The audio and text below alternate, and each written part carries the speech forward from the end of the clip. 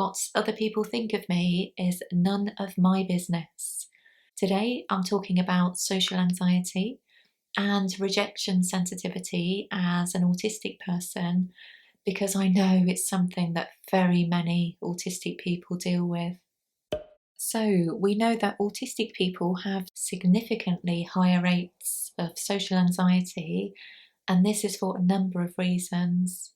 And they include difficulties to understand social cues, the double empathy problem, which is basically a fundamental difference from allistic people when it comes to communication, sensory issues, difficulties with eye contacts, which may cause others to think we're not fully invested in a conversation with them or that we're disinterested in what they're saying, low self-esteem, masking, and this means that our brains are really busy trying to work out how to respond to the situation at hand, overthinking the situation, and a fear of making mistakes or social faux pas.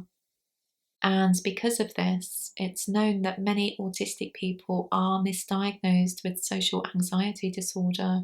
Although I should add that it is entirely possible for an autistic person to have a separate diagnosis of social anxiety disorder.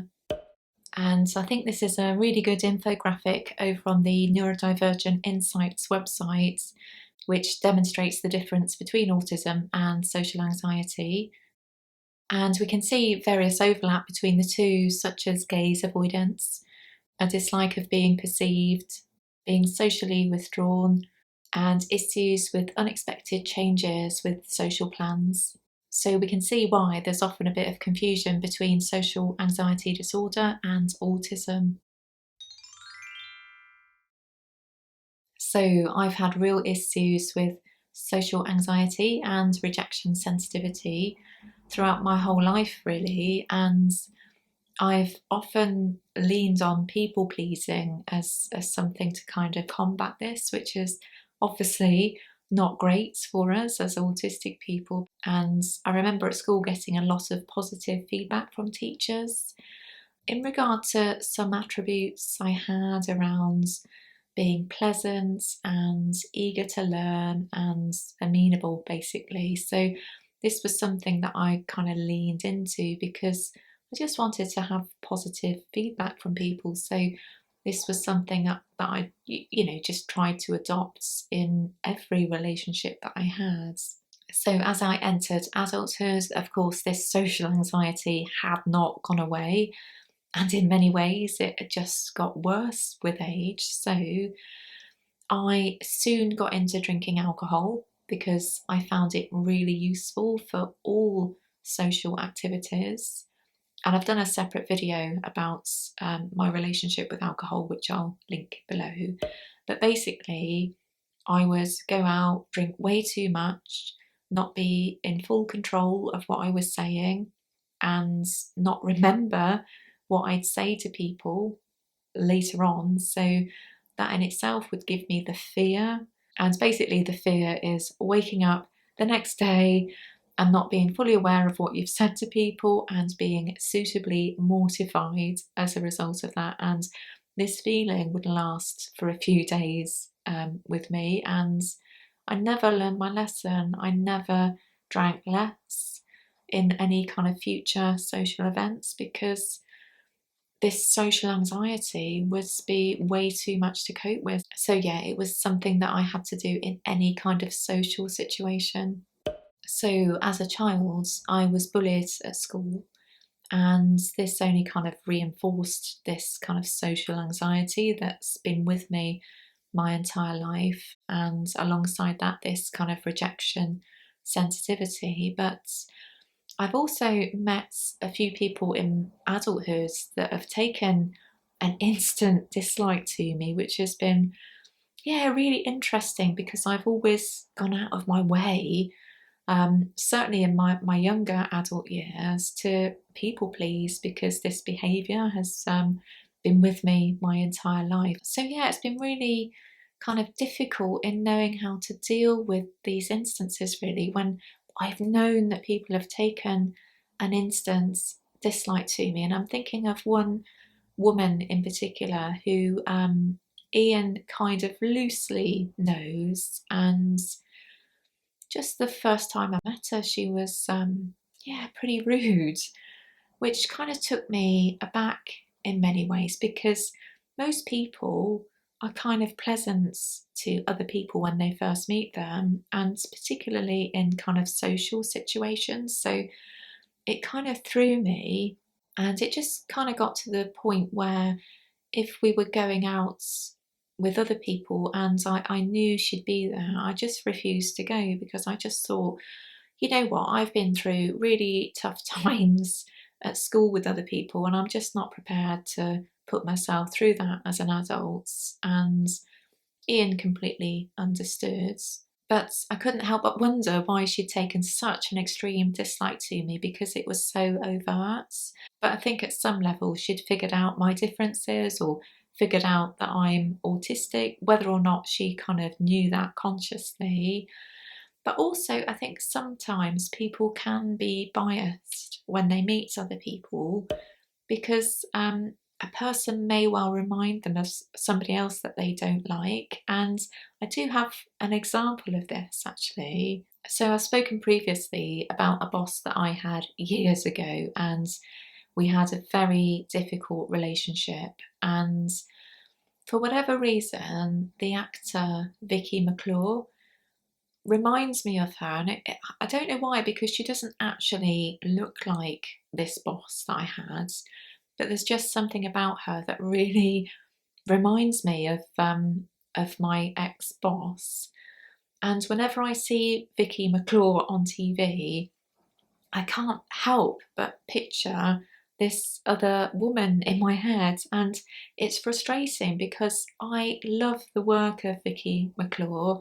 I've just done a rewatch actually of all the This Is England series and movie. It's just so brilliant. But I do need to give a word of caution, actually, if you haven't seen This Is England, it does contain some really distressing themes. And I've really enjoyed her other work as well. So it's really frustrating because I really enjoy her work and her performances, but there's always something that kind of pops up in my head about my old boss, which is really annoying. So I can certainly see how other people can make these associations when they meet new people and develop these biases as a result. So I think this particular example has helped me understand my experience of rejection sensitivity, because sometimes it's not about what I'm doing, but it's the other person's perspective and the biases that they may have well built up through their own lifetime and their own experiences. And of course, I can't control that. I can only control my own experience in life. Social anxiety has been really frustrating for me at times, because it's actually stopped me doing stuff that I really enjoy. And an example of this is a few years ago now, Ian had got tickets to see a British comedian called Stuart Lee, and he's brilliant. I really love and enjoy his work. And we've been to see Stuart Lee a few times through the years, but on the night in question, or the afternoon leading up to the night in question, I just couldn't do it. I just had enough. I just felt enveloped by inertia, really. I just had checked out of any kind of social ability, and I tried to explain this to my partner, and he did his best, bless him, but I don't think he fully understood what I was feeling, and I found it really hard to explain, really.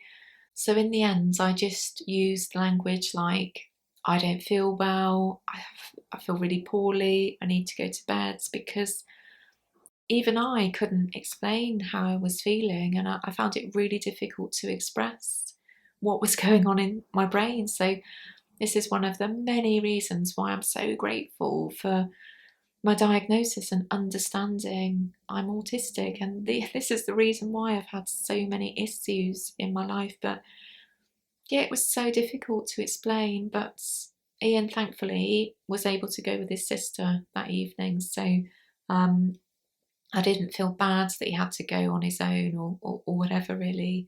And I think his sister had a good night as well, which was lovely. So yeah, social anxiety can be a real pig of a thing at times because it stops us from doing what we want to do, as well as things that we don't really want to do, and it's really frustrating.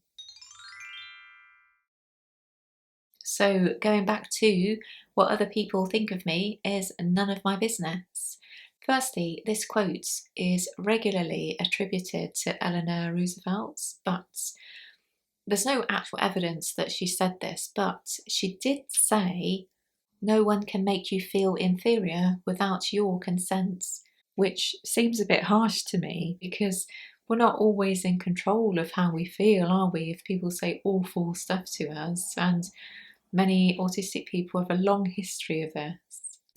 So I've learned through a whole lifetime of having social anxiety and rejection sensitivity that I cannot control what other people think of me, and any attempts to change myself or my behaviour are of course an absolute waste of time because firstly, they probably wouldn't do anything to change another person's perception of me. And secondly, it would be really damaging to my own mental health. I think it just comes to a stage where you have to learn, however hard that is, to try and let all of this go, really. It's never nice to receive negative feedback from people or to know that you're disliked by them, particularly if you don't feel that you've done anything to kind of justify that reaction or that response. But essentially, it's far more important to invest in self care, and self care in this instance would be to try and ignore it. So, in terms of rejection sensitivity, what I try to do in terms of dealing with any difficult feelings I might have about other people not liking me is that I try and do the reverse really and think about people that I don't like. And I firstly try to think about whether they'd even care that I don't like them. And if they knew I didn't like them, whether they'd feel inclined to change their behaviour in some way. And I think the answer is always going to be no. And why should they have to change to accommodate somebody else's taste, really? That would be way too ridiculous a notion, wouldn't it? So it's, yeah, how I'm trying to cope with and understand my own version of rejection sensitivity. And it just really comes down to that saying, doesn't it? What other people think of me really is none of my business. It really is up to me to try and ignore it and focus on my own life, really. And I think also in times where we feel like we may have embarrassed ourselves or committed a social faux pas, I think in all likelihood, the people involved are going to forget what we did pretty soon after the event. And mostly people don't kind of ruminate on stuff in the same way that many of us autistic people do. So that's another way where I, trying to forgive myself for situations where I've just really feel like I've embarrassed myself. I think it's unlikely that people will even feel bothered to remember some of this stuff that we've perhaps agonized over. And that in itself is helping me to, yeah, come to a bit of sort of peace over it, really. While researching some bits and bobs for this video, I was really interested to discover autism distinct anxiety or autism specific anxiety. And a long term study found changes in the amygdala in autistic children. And the amygdala is the part of the brain which looks after our processing of emotions, including fear and anxiety.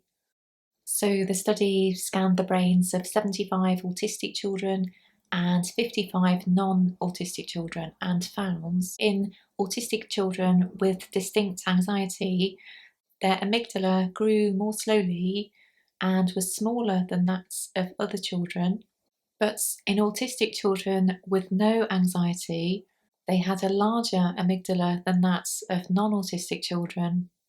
So differences that autistic people have with this distinct anxiety may include difficulty recognizing emotions of self and others, so that could well be alexithymia and the double empathy problem. Sensory sensitivities, so we often feel overwhelmed when we have way too much sensory input going on. Difficulties around uncertainty, and performance anxiety, which is essentially a fear of failure. So apologies that I've gone off on a bit of a tangent here, but I've just found it really interesting and I'll no doubt do another video on this at some point. So I think that's going to be it for today. Apologies if it's all been a bit rambly, but I had lots of ideas all coming together for this one video, but there's certainly some themes in this video that I'll explore further in forthcoming videos, I'm sure. So yeah, let me know if you can relate to any of the things that I've said today, or if you can't, because I think it just evidences how different we all are as autistic people. So thank you for watching. Give it a like if you got this far, and I'll see you again soon.